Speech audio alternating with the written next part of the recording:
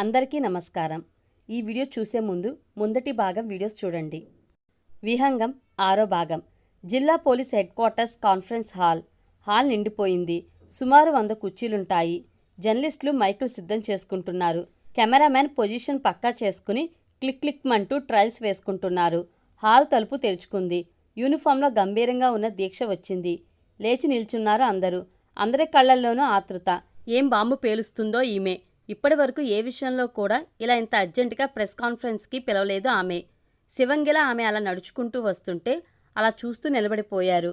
Dais పైన కుర్చీలో కూర్చుంది. కూర్చోమన్నట్టు చేత్తో సైగ చేసింది.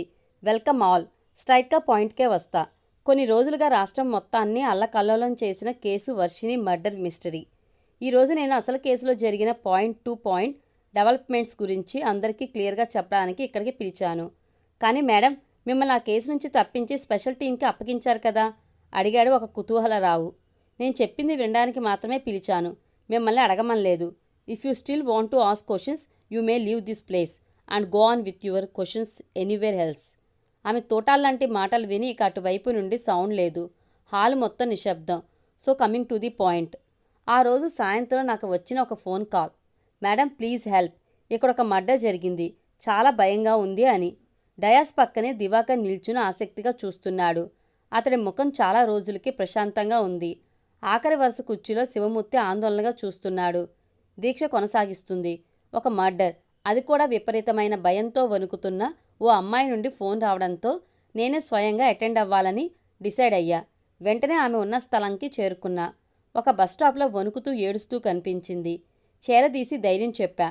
ఏం జరిగిందో ఎక్కడ జరిగిందో వివరం కనుక్కున్నా. అక్కడి నుండి మొదలైంది ఈ వేట. ఆ వేట ఈ రోజుకి ఒక ముగింపుకి రాబోతుంది. దివాకర్కి సైగ చేసింది. రూమ్లో వెయిట్ చేస్తున్న లేడీ కానిస్టేబుల్ని రమ్మని కాల్ చేశాడు. తలుపు తెరుచుకుంది. లోపలికి అడుగుపెట్టింది కానిస్టేబుల్ ఓ అమ్మాయిని వెంట పెట్టుకుని. ఒక్కసారిగా కెమెరాలు అటువైపు తిరిగాయి. Click click click click click. కెమెరాల షట్టర్ చప్పుళ్లతో హాలు మారుమోగిపోయింది. ఫ్లాష్ లైట్ల మెరుపులతో కళ్ళు మిరుమిట్లు గొలుపుతున్నాయి. ఆ అమ్మాయి ఆ ఫ్లాష్ వెలుగులకి తట్టుకోలేక ముఖానికి చేయి అడ్డు పెట్టుకుని డయాస్ దగ్గరికి వచ్చింది.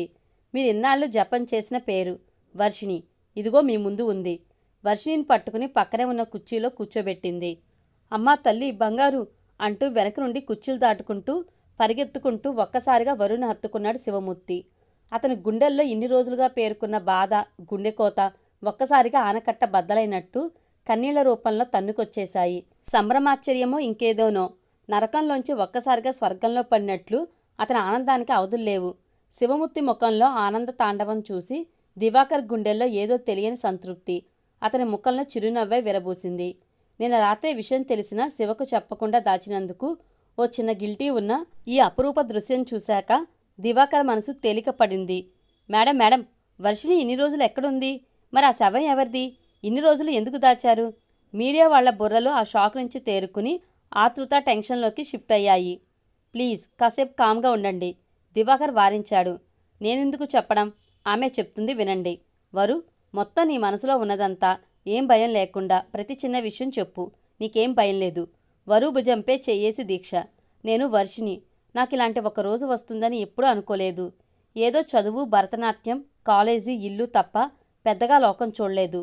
ఆ రోజు నా జీవితాన్ని పూర్తిగా మార్చేసిన రోజు. మా కాలేజీ యాన్యువల్ డే సెలబ్రేషన్స్. నాకు చాలా నెర్వస్గా, ఆనందంగా కూడా ఉంది. 8 సంవత్సరాలుగా నేర్చుకున్న భరతనాట్యం నా మొదటి ప్రదర్శన. అంతకుముందు చిన్న చిన్న ప్రదర్శనలు చేసినా కూడా మా కాలేజీలో మా పెద్ద ఆడిటోరియంలో 1000 మంది ప్రేక్షకుల మధ్య నా show. It's real a big day అనుకున్నా. మొదటి ప్రోగ్రాం నాదే. చక్కగా రెడీ అయ్యా, ప్రారంభించా. 1 నిమిషం కూడా పూర్తిగా కాలేదు. నేను అస్సలు ఊహించలేదు. ఆపేయండ్రో, దాన్ని ఆపేయండి, అబ్బా జెండుబాం అని కేకలు.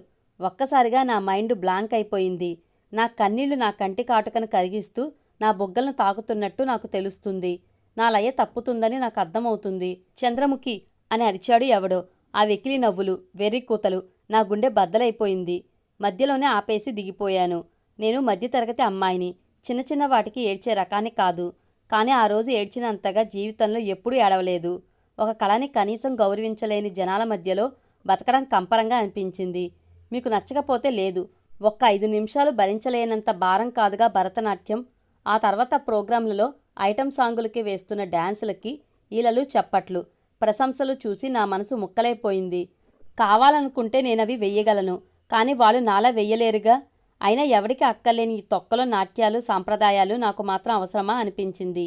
ఆ రోజు రాత్రి నిద్ర పట్టలేదు. డైరీ రాసుకుని యూట్యూబ్ వీడియోలు చూస్తున్నా. ఓ విహంగమా, స్వేచ్ఛలోకం పిలుస్తుందిరా అని టైటిల్తో ఒక వీడియో కనబడింది. క్లిక్ చేశా. అడుగు తీసి అడుగేస్తే ఆంక్షలు. ఆరు బయట నవ్వితే తప్పు, నచ్చిన బట్ట కడితే తప్పు, నచ్చిన గుడికి వెళ్తే తప్పు, కూర్చుంటే తప్పు, నిల్చుంటే తప్పు, కొడుతూ పోతే ఉరేసేదాకా వదలరు ఆవేశంగా చెప్తుంది ఓ మహిళ. ఇదేదో బాగుందని చూసా. వరుసగా వస్తూనే ఉన్నాయి వీడియోలు. అదే మహిళవి. ఎంత బాగా మాట్లాడుతుందో. ఒక్క రోజులోనే ఆమెకు ఫ్యాన్ అయిపోయా. ఆ కింద కాంటాక్ట్ నెంబర్ కూడా ఉంది. నిజానికి ఆమె అంత ఫేమస్ అని అప్పటి వరకు నాకు తెలీదు. మరుసటి రోజు వెళ్ళి కలుద్దాం అనుకున్నా. వింధ్యా బెనర్జీ కొన్ని వేల జీవితాలను మార్చిన ఒక లివింగ్ లెజెండ్. ఆమె గురించి తెలిసిన ఎవరికైనా ఆమె ఎన్జీఓలో పనిచేయాలని ఉబలాటం కలుగుతుంది. నేను కూడా అలానే జాయిన్ అయ్యా. గ్లోబల్ గ్రీన్ సంస్థలో. ఆమె నా జీవితాన్ని మార్చేసింది. ఎన్ని విషయాలో నేర్చుకున్నా. డైరెక్ట్గా ఎప్పుడూ కలవకపోయినా కూడా ఆమె రాసిన పుస్తకాలు, సాహిత్యం ఎంతమందినో ప్రభావితం చేశాయి. ఎన్నో పోరాటాల్లో పాల్గొన్నా పర్యావరణంకి ప్రమాదం అంటే గ్లోబల్ గ్రీన్ అక్కడ వాలిపోవాల్సిందే. ఇవే కాదు, ఎందరో అనాథ పిల్లలకి, వృద్ధులకి సాయం చేసే గొప్ప పనులు కూడా చేయించేవారు. నేను కూడా ఒక తాతగారిని చక్కగా చూసుకునేదాన్ని. నాకు మా సంస్థ అప్పగించిన బాధ్యత అది. ఓ రోజు సడన్గా నేను ఊహించిన మనిషి ఎన్జీఓలో కనబడింది. శాలిని. శాలిని అంటే నాకు ఏదో ఇష్టం ఉండేది. నాకే కాదు, ఆమె డ్రెస్సింగ్, యాటిట్యూడ్ అంటే క్లాసులో అమ్మాయిలందరికీ ఒక రకమైన మోజు అనొచ్చు. కానీ బయటికి మాత్రం తన్ని ఓ రెబలని, కొందరైతే బిచ్ అని కూడా అనేసేవారు. ఎప్పుడు అవేం కేర్ చేయలేదు ఆమె. కావాలనుకున్నప్పుడు లంగావోని వేస్తుంది, లేకపోతే చిన్న షార్ట్స్ వేసుకుని బయటికి వెళ్ళిపోతుంది. సంప్రదాయంగా ఉన్న రోజు పట్టీలు వేసుకునేది. తన భావాలు నాకు నచ్చేవి. నచ్చితే చెయ్యాలి, లేదంటే లేదు. అంతేకాని పాత చింతకాయ పచ్చడి రూల్స్ని పట్టుకు వేలాడదు. కానీ ఈ అమ్మాయి సేవ కూడా చేస్తుందా అనే అనుమానం. తనొక పెద్ద ఇండస్ట్రీపై పోరాటం చేస్తున్న టీంలో పనిచేస్తున్నా. సో మా పేర్లు వివరాలు బయటికి తెలియకూడదు. తెలిస్తే రిస్క్. ఎవరికి చెప్పద్దు. కాలేజీలో కూడా మనం ఇక్కడ పనిచేస్తున్నట్టు తెలియకూడదు అని చెప్పింది. కానీ తనపై ఉన్న ఇష్టం వల్లనేమో పెద్దగా అనుమానం రాలేదు. తక్కువ కాలంలోనే ఫ్రెండ్ అయిపోయింది. కొన్నిసార్లు తన మోడర్న్ డ్రెస్సులు వేసుకోమని ఇచ్చేది. మనసు లాగేది కానీ వేసుకోలేదు ఎప్పుడు. తనలా అనుకరించడం నాకు తెలియకుండానే అలవాటైపోయింది. తనలా ఉండటానికి తెగ ట్రై చేసేదాన్ని. కానీ అంత ధైర్యం లేదు. తనతో ఉన్నంతసేపు రెక్కలు కట్టుకుని స్వేచ్ఛగా ఎగిరే పక్షిలా అనిపించేది. నాకు కూడా నీలా ఉండాలని ఉంది అన్నా ఓ రోజు. నాలా ఉండటం నీ వల్ల కాదులే అంది. ఏం, ఎందుకు కాదు? అయితే ఒక పందెం. నాతో ఒక ప్రోగ్రాంకి వస్తే నువ్వు కూడా నా మోడర్న్ థాట్స్కి దగ్గరగా రాగలవు అని ఒప్పుకుంటా. ఏం ప్రోగ్రాం? కిస్ ఆఫ్ లవ్ అని. ఆ రోజు ఆ ప్రోగ్రాం అదొక కొత్త ఫీలింగ్. ఆ ముద్దుల సంగతి పక్కన పెడితే అక్కడ వాళ్ళిచ్చిన స్పీచ్ సూపర్గా అనిపించింది. మన హక్కుల కోసం మనం ఏదైనా చెయ్యొచ్చు అని అర్థమైంది. మనిషి స్వేచ్ఛ జీవి. అతన్ని అడ్డుకునేది ఏదైనా ప్రభుత్వ విధానమైనా మతచారాలైనా అవి విషంతో సమానం. మన హక్కుల కోసం పోరాడాలి అని ఒక కొత్త లోకంలోకి దూరినట్లు అనిపించింది. వరువు మాటలు చూసి ఆశ్చర్యంగా చూస్తున్నాడు శివమూర్తి. తన మనసులో ఇన్ని ఆలోచనలు ఉన్నాయా? ఇంట్లో కనీసం ఒక్క మాట కూడా బయటికి చెప్పదు. ప్రతి కూతుల్లో తండ్రికి కనిపించని మరో కోణం ఉంటుందా? భారమైన హృదయంతో ఆమె ముఖంలోకే చూస్తూ ఆమె మాటలు వింటున్నాడు. ఓసారి టాటూ వేయించుకుందాం రా అంది. నాన్న తిడతారు అనే భయం ఉన్నా తన మాట కాదనలేక వెళ్ళి వేయించుకున్నాం. అక్కడే పరిచయం అయ్యాడు కార్తిక్. Tattoo artist Karthik. ఒక మనిషితో అంత త్వరగా ప్రేమలో ఎలా పడతారో నాకు ఇప్పటికీ అర్థం కాదు. అతని క్రియేటివిటీ, ఆలోచనలు నచ్చాయట. కొద్ది రోజుల్లోనే బాగా దగ్గరైపోయారు. అతను కూడా బాగానే చూసుకునేవాడు. కొన్ని రోజులకే పెళ్లి కూడా చేసేసుకున్నారు. శాలిని ఇంట్లో ఒప్పుకోలేదు, బయటకొచ్చేశారు. కానీ నేను చూసిన వాటిలో బెస్ట్ జంట వాళ్లదే అన్నట్టు ఉండేవారు. ఎప్పట్లాగానే ఆ రోజు గ్లోబల్ గ్రీన్ ఆఫీస్లో కలిసాం. నేను శాలిని. ఆ రోజు చాలా అందంగా రెడీ అయ్యింది. చీర కట్టుకుని చూస్తే నేనే చూపు తిప్పుకోలేకపోయా. బ్లూలో సూపర్ ఉన్నావు అన్నా. ఇది బ్లూ కాదు, ఇంగ్లీష్ కలర్ అంది. ఓ, అదొక కలర్ ఉందా అనుకున్నా. సాయంత్రం గుడికి వెళ్దాం అన్నాడు మావోడు. అందుకే ఈ డెకరేషన్ నవ్వుతూ చెప్పింది శాలిని. చిన్న వర్క్ ఉంది, చూసుకుని వెళ్ళిపోదాం. మీ ఇల్లు ఆ గుడికి వెళ్లే దారిలోనేగా, డ్రాప్ చేస్తా నా కారులో అంది. ఓకే అని వెయిట్ చేశా. అరగంట తర్వాత వచ్చింది. ముఖంపై చెమటలు ఉన్నాయి. ఏసీ రూమ్లో ఏంటి దీనికి చెమటలు అనుకున్నా. వెళ్దామా అంది. తన ముఖంలో కాస్త జోష్ తగ్గినట్టు అనిపించింది ఎందుకో. బయలుదేరాం. చేతిలో ఉన్న పేపర్స్ హ్యాండ్ బ్యాగ్ వెనక సీట్లో పడేసింది. కార్ డ్రైవ్ చేస్తుంది కానీ ఏదో పరధ్యానంగా ఉంది. ఏంటి అంత ఆలోచన? సరున వెనక సీట్లో నుండి పేపర్లు కిందకి జారాయి. మెల్లగా వెనక్కి వంగి చేత్తో తీసా. కింద పడిన ఆ పేపర్స్. మన ఆఫీస్లో కంప్యూటర్లకి పెన్ డ్రైవ్, సీడీకి యాక్సెస్ ఎందుకు ఇవ్వడు? అంత సీక్రెట్స్ ఏముంటాయి అందులో? డ్రైవ్ చేస్తూ రోడ్డు వైపు చూస్తూనే అడిగింది. ఏమో, డేటా ఎక్కడ లీక్ అవ్వకూడదు అని అనుకుంటా. ఏం నీకెందుకు? పెన్ డ్రైవ్లో సినిమాలు ఎక్కించుకుంటావా ఏంటి? ఇంట్లో నెట్ లేదా? అడిగా తెంగర్దాన్లా. నా బుర్ర అంతవరకే పనిచేసింది మరి. అదేం కాదులే, వదిలే. అయినా నాకెందుకు? హ్యాపీగా రేపు బాలికి ఎగిరిపోతా. ఒక వారం రోజులు ఫుల్ ఎంజాయ్ అంది. ఏంటి? అసలుకే తను ఒక పెద్ద ఇండస్ట్రీపై చేస్తున్న పోరాటంలో ఇంపార్టెంట్ మెంబర్. అవతలి వాడికి అమ్ముడుపోయిందా? ఏదో చిన్న డౌట్ మనసులో. శాలిని ఫోన్ రింగ్ అయింది. ఎవరో ఏంటో తెలీదు. ఓకే ఓకే అని మాత్రమే మాట్లాడింది. కార్ ఆపింది. సారీ వరు, ఆ నెక్స్ట్ వచ్చే జంక్షన్లో నేను వెయిట్ చేయాలి. కార్తిక్ వస్తా అన్నాడు. ఏదో వర్క్ ఉండి ఇటు వచ్చాడంట. ఓ అరగంట ఇక్కడే వెయిట్ చేస్తే కలిసి గుడికి వెళ్దాం అన్నాడు. సో నువ్వు ఆటోకి వెళ్ళిపోతావా? చుట్టూ చూసా. అసలు అది ఏం ఏరియా కూడా నాకు తెలియలేదు. ఇది నేను రోజూ వచ్చే రూట్ కాదు. ఇక్కడికి అసలు ఆటో దొరికేలా లేదు. ఓలా, ఊబర్ కూడా ఈ లొకేషన్లో ఏ క్యాబ్స్ చూపించడం లేదు. అయినా ఇదేంటి, బొత్తిగా మొహమాటం కూడా లేకుండా దిగిపో అంటుంది. ఏం చేయాలో అర్థం కాలేదు. సర్లే, దీనికేం పని పడిందో ఇక్కడ అనుకుంటూ దిగేశా బాయ్ చెప్పేసి. తన కార్ మెల్లగా ఆ పక్క సందులో టర్న్ తీసుకుని ఆగడం నేను గమనించాను. కాస్త అలా ముందుకు నడిచా, ఏదో ఒక ఆటో రాకపోతుందా అని. 10 నిమిషాలైంది. ఒక్క మనిషి కూడా కనబడలేదు. చెత్తమోహంది. అనవసరంగా దీంతో వచ్చా. హ్యాండ్ ఇచ్చిపోయింది. చేతిలో పేపర్స్తో కాలిపై కొట్టుకున్న చిరాకొచ్చి. అప్పుడు గుర్తొచ్చింది, ఇవి దాని పేపర్స్ కదా, ఆ సందులోనే ఉంటుంది. మెల్లగా నడిచా. సందులోకి తొంగి చూసా. అమ్మయ్య, కారుంది. ఏమనుకుంటే అనుకుంది. దీన్నే డ్రాప్ చేయమని అడుగుదాం.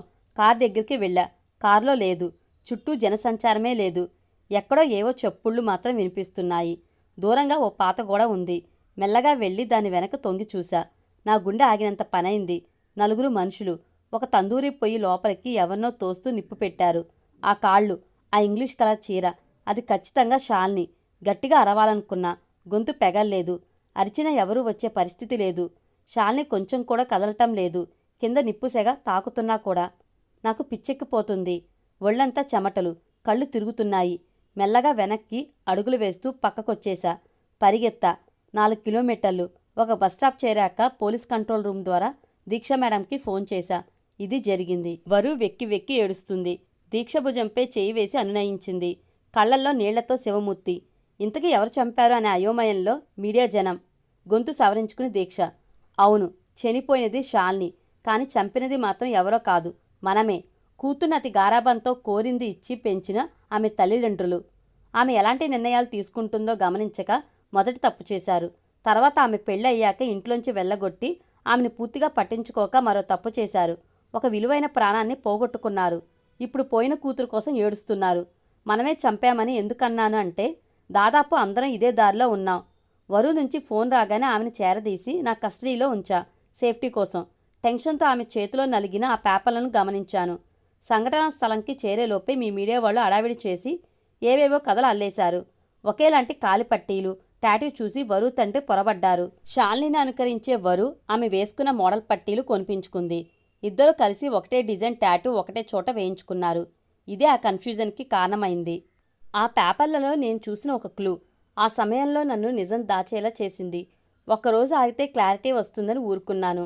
కానీ శివమూర్తి గారి పరిస్థితి చూస్తే భయం వేసింది. అందుకే ఆయన్ని అనుక్షణం గమనిస్తూ ఫాలో చేయమని మా కానిస్టేబుల్ని నియమించా. కాస్త ఎమోషనల్గా ఉన్న దివాకర్ని ఈ ఆపరేషన్కి కాస్త దూరం పెట్టా. ఇందులో పెద్ద తలలు ఇన్వాల్వ్ అయ్యాయని ఎందుకో చిన్న డౌట్ ఉంది అప్పుడే. అఫ్కోర్స్ దివాకర్ ఎప్పట్లాగానే అద్భుతంగా పనిచేశాడు. Welder mister Diwakar. కానీ మిమ్మల్ని ఈ భారీ కుట్ర నుండి కాపాడడానికి నా తల ప్రాణం తోక్కొచ్చింది. దివాకర్ చిరునవ్వుతో తలాడిస్తున్నాడు. మరుసటి రోజుకే ఆ పేపర్లో ఉన్న క్లూ ద్వారా ఇది సాధారణమైన హత్య కాదని, 1000 కోట్ల మాఫియా అని అర్థమైంది. కొన్నాళ్ళు ఈ హత్యని వరు హత్యగా మిస్లీడ్ చేస్తే నేరస్తుల నిర్లిప్తత దర్యాప్తుకి సాయం అవుతుంది అనిపించింది. ప్లాన్ ప్రకారం వరు తల్లిని అరెస్ట్ చేశాం. ఆమె జైల్లో పెట్టలేదు. ఆమె సేఫ్గా వరుతూనే ఉంది. సారీ శివగారు, పాపం మిమ్మల్ని మాత్రం చాలా హింస పెట్టాం. తప్పలేదు. దివాకర్ శివమూర్తులను రెగ్యులర్గా ఫాలో అవుతూనే వస్తున్నాం.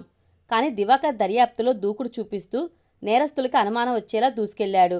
అందుకే అతన్ని కట్టడి చేయాల్సి వచ్చింది. కానీ దివాకర్ వెళ్ళి దొంగ చేతిలో తాళం పెడతాడని నేను ఊహించలేదు. ఎస్, ఈ కేసులో ప్రధాన నిందితుడు కాదు, నిందితురాలు వింధ్యా బెనర్జీ. తమకున్న అపారమైన జనబలంతో దన్నాలు చేయించి ప్రభుత్వాన్ని ఒత్తిడిలో నెట్టి తమకు అనుకూలమైన అధికారులతో స్పెషల్ టీంని నియమించుకునేలా చేసింది. ట్రింగ్ ట్రింగ్. దీక్ష ఫోన్ మోగింది. Excuse me. Hello sir. నువ్వేం చేస్తున్నావు నీకు తెలుస్తుందా? నా పర్మిషన్ లేకుండా అసలు ప్రెస్ మీట్ ఎలా పెడతావు? నీ అంతు చూస్తా. మళ్ళీ యూనిఫామ్ వేసుకోలేవు. ఇప్పుడే మీట్ క్లోజ్ చేసి బయటికి రా. నీ మెంటల్ కండిషన్ బాగాలేదని చెప్పి నా పాటలు ఏవో నేను పడతాను. Do it now. రెంకలేస్తున్నాడు పై అధికారి. ఫోన్ కట్ చేసింది. మా డిపార్ట్మెంట్లో ఇలాంటి వెధవలు ఉండటం మాకే కాదు, మొత్తం దేశానికే సిగ్గుచేటు. ఇలాంటి వాళ్ళకి భయపడితే ఇక యూనిఫామ్కి విలువేముంది? Coming to the point. వరు ఒక హత్య చేసింది. What madam? మీడియా వాళ్ళలో మళ్ళీ కలకలం. అవును. గ్లోబల్ గ్రీన్ సంస్థ పేరు చెప్తే సేవ, స్వేచ్ఛ, పెద్ద పెద్ద స్కూళ్ళు, హాస్పిటళ్ళు, పోరాటాలు, హక్కులు, ఉద్యమాలు ఇవే గుర్తొస్తాయి కదూ. బయట నుండి చూసేందుకు అన్నీ బాగానే ఉంటాయి. పాపం ఈ మెరుగులు చూసి వేల కొద్ది అమాయక యువత వాలంటీర్లుగా పనిచేస్తూ తాము చేసే సేవ చూసుకుని మురిసిపోతుంటారు. వరులాగానే చాలామందికి వృద్ధులకు సేవ చేసేందుకు నియమిస్తారు. వారితో చక్కగా మెలిగేందుకు ట్రైనింగ్ కూడా ఇస్తారు. వృద్ధుల కోసం వారానికి ఒకసారి పళ్ళు, జ్యూసులు కూడా సప్లై చేస్తారు. ఇలాంటి మరో 1000 మందికి మనం సాయం చేయాలంటే ఒక పని చేయాల్సి ఉందని చెప్తారు వాలంటీర్లకు. ఆ ఒంటరి వృద్ధులను ఒప్పించి వారి తదనంతరం వారి ఆస్తి మొత్తం ఎన్జీఓకు చెందేలా రాయిస్తారు. పాపం ఆ ఒంటరితనంలో తోడున్న సంస్థను నమ్మి వారు రాసేస్తారు. కొన్ని రోజులకు గుట్టు చప్పుడు కాకుండా ఆ వృద్ధులను హత్య చేస్తారు. కనీసం అడిగేవాళ్ళు కూడా లేని ఒంటరి వాళ్ళని టార్గెట్ చేస్తారు. ఇది వీళ్ల ప్లాన్. పాపం ఇవేమీ వాలంటీర్లకు తెలియదు. వరు కలుస్తున్న వృద్ధుని గురించి ఆరా తీస్తే అతను చనిపోయాడని, అతని ఆస్తులు మొత్తం గ్లోబల్ గ్రీన్ సంస్థకి బదిలీ చేయబడి ఉన్నాయి. అనుమానం వచ్చి ఆ నెలలో గ్లోబల్ గ్రీన్ పేరున జరిగిన ఆస్తి బదిలీ లావాదేవీలు అన్నీ చెక్ చేశాం. ఒక నెలలోనే 4 ఆస్తులు బదిలీ అయ్యాయి. విలేకరులు అందరూ నోరెళ్లబెట్టి చూస్తున్నారు. వారి బుర్రలో 1,00,000 ప్రశ్నలు. రాసే చెయ్యి వాగే నోరు ఆగవు కదా. అయినా మాట్లాడితే కొట్టేటట్టు ఉంది ఈవిడ. ఆ ఆధారాలతో నాలో అనుమానం బలపడింది. ఇంతలో స్పెషల్ టీంకి కేసు బదిలీ అయింది. చెప్పానుగా, మాలో ఉన్న చీడ పురుగులే కొన్ని వింధ్యకి సపోర్ట్గా ఆధారాలను మాయం చేయడం మొదలుపెట్టారు. సో రికార్డ్ రూమ్ ఫైర్ అయిందని చెప్పాల్సి వచ్చింది. అన్ని records safe, under my custody. ఈ క్రమంలో ఇంకో కుర్రాడిని మెచ్చుకోవాలి. చాలా రిస్క్ చేసి ఏవేవో కనిపెట్టాడు. అఫ్కోర్స్ అతను మమ్మల్ని కూడా నమ్మలేదు. కానీ పోలీసుల సాయం లేకుండా ఇలాంటివి చేయడం మిమ్మల్ని మీరు రిస్క్లో పెట్టుకోవడమే. గుర్తుపెట్టుకోండి, మిమ్మల్ని 1000 కళ్ళు గమనిస్తుంటాయి. అతను సంపాదించిన బాండ్ పేపర్ మరియు హత్య విషయం తెలిసి నిందితులు జాగ్రత్త పడ్డారు. అతన్ని అరెస్ట్ చేయించి ఆ పేపర్స్ మాయం చేశారు. నేరం అతడిపై నెట్టే ప్రయత్నం చేశారు. అతను ఇంకా జైల్లోనే ఉన్నాడు.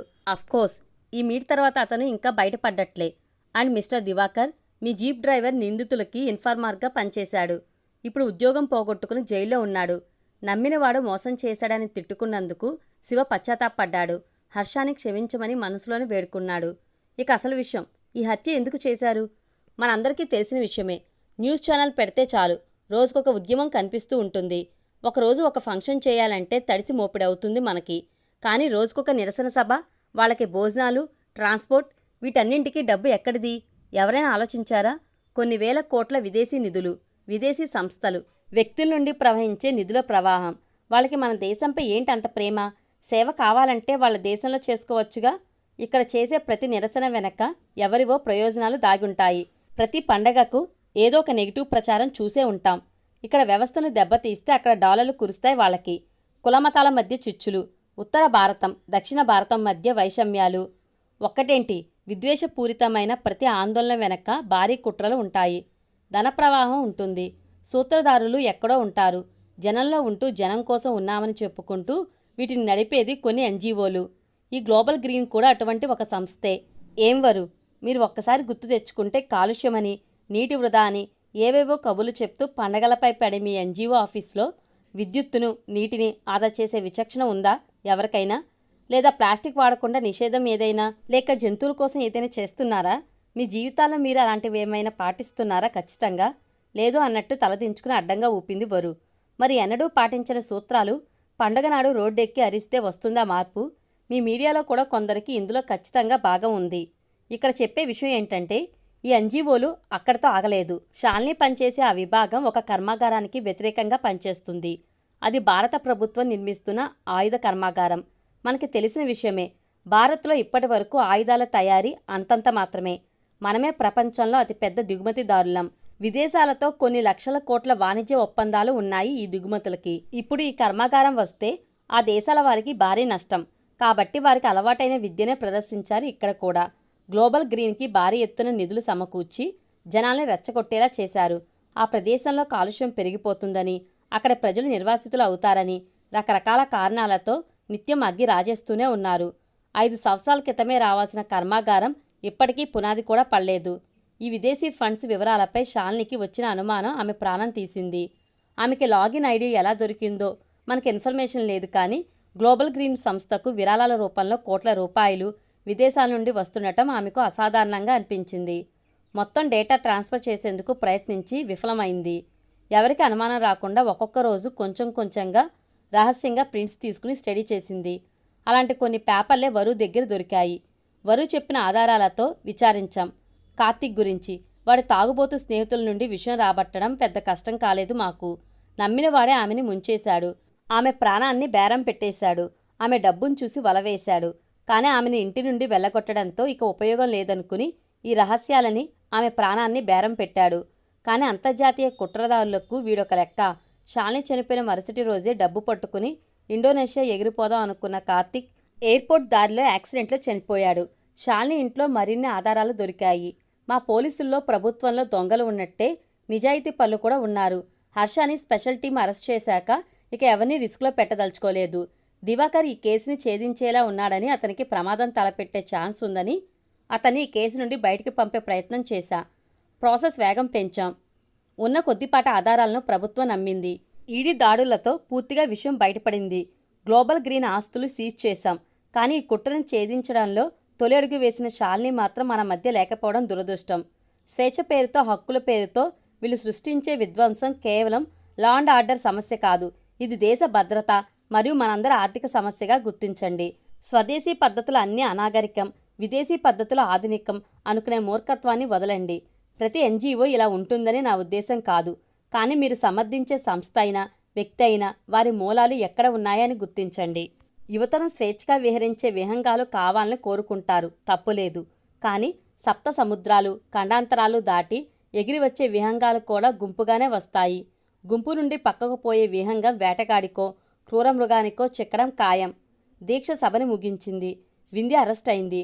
హర్ష విడుదలయ్యాడు. శివమూర్తి గారి కుటుంబం మళ్లీ కొత్త జీవితం మొదలుపెట్టింది. ఈసారి వరువు కోసం ఎక్కువ సమయం ఇస్తున్నారు ఇద్దరు. దివాకర్ ప్రత్యేక అభినందన పత్రంతో పాటు మెడల్ కూడా అందుకున్నాడు. చిన్ను, మన పనమ్మాయి గోరింటాకు రుబ్బి తెచ్చింది, పెట్టుకుంటావా? దిస్ ఈజ్ 21st సెంచరీ మా. ఇది మెహందీ కోన్స్ కాలం. అలా పేళ్లా ఉంటే ఎలా? చీ. కోన్స్లో కెమికల్ ప్రిజర్వేటివ్స్ ఉంటాయి చిన్ను. ఇది మంచిది. సైంటిఫిక్గా ప్రూవ్ కూడా అయింది. పోమా, ఎప్పుడు ఏదో సోది. కావాలంటే నువ్వు పెట్టుకో. బాయ్. కూతుర్ని చూస్తూ ఆలోచనలో పడింది దీక్ష. ఈ వీడియో కనుక మీకు నచ్చినట్లయితే లైక్ చేయండి, షేర్ చేయండి. మరిన్ని ఇంట్రెస్టింగ్ వీడియోస్ కోసం మన ఛానల్ తప్పకుండా సబ్స్క్రైబ్ చేసుకోండి. వీడియోస్ నోటిఫికేషన్ కోసం పక్కనే ఉన్న బెల్ ఐకాన్ని క్లిక్ చేయండి. Thank you.